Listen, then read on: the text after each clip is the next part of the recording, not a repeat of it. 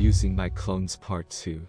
The chapter starts off with us, the readers, viewing Sang-Yu's financial account balance and his recent transactions. His balance being 123,801, which in US currency is basically $92. Sang-Yu reflects on how broke he is, and that he'll sooner or later be out of money as his main source of income, which used to be gaming, is now dying. There's also the fact that he seems to be wasting a lot of money on food. After reflecting, Sang-Yu decides that he should find a part-time job, one that focuses on manual labor, as that way he can earn money and increase his physical. As Sang-Yu is researching to find a part-time job that fits his description, he contemplates how at the start he'll have to do the job himself, rather than making his clone do it, as he himself has to understand the job, so the commands to the clone aren't complicated, as complications might result in a problem. After a while, Sang-Yu finds a box packaging job that pays him a daily wage of 100,000 won, $75 in United States dollars, which is a tad bit off from how much he has in his bank account.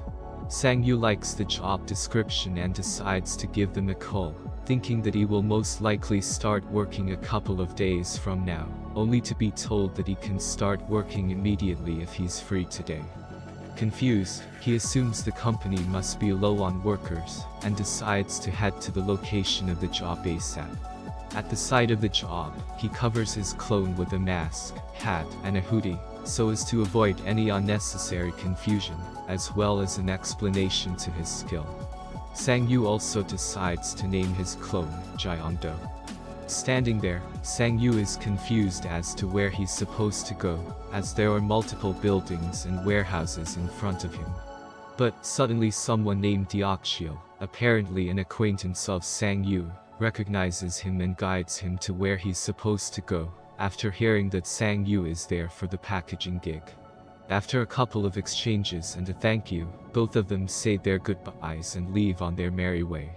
Sang-Yu is starting to feel nervous, as this is his first time working a manual type of job.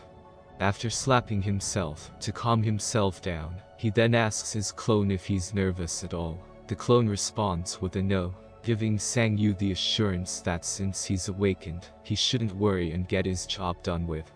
The scene then cuts to Sang-Yu desperately breathing for air, lol, as he's lying down on the ground, asking for all the workers and delivery personnel to forgive his arrogance, as he has heavily underestimated the job.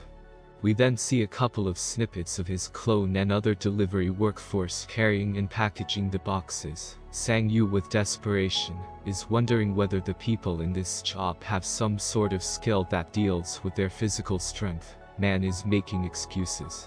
Sang-Yu, after seeing his clone, regrets coming to the job as his clone seems to be doing perfectly fine, completely contradictory to what he thought would happen. Sang-Yu and the rest then take a little break, where we then see a panel of Sang-Yu's soul leaving his body while on the other hand, his clone is perfectly fine. Deokshil then offers both the clone as well as Sang-Yu what seems to be a rip-off version of Pepsi and some snacks. Sang-Yu thanks Deokshil, and the both of them exchange a couple of dialogues, asking for his clone's name, inquiring if Sang-Yu is feeling alright, as most people seem to quit after trying the job out, which is why they are always short of workers. Deokshil compliments the both of them for being strong. After this statement we see Sang-Yu's thoughts, which state how he would have done the same if he wasn't pathetically broke. After a couple more exchanges, Deokshil, realizing that Sang-Yu is in a prestigious college, asks whether he's interested in tutoring his daughter for 50,000 won, $37 in United States dollars, per 2 hours, twice a week, as another side job.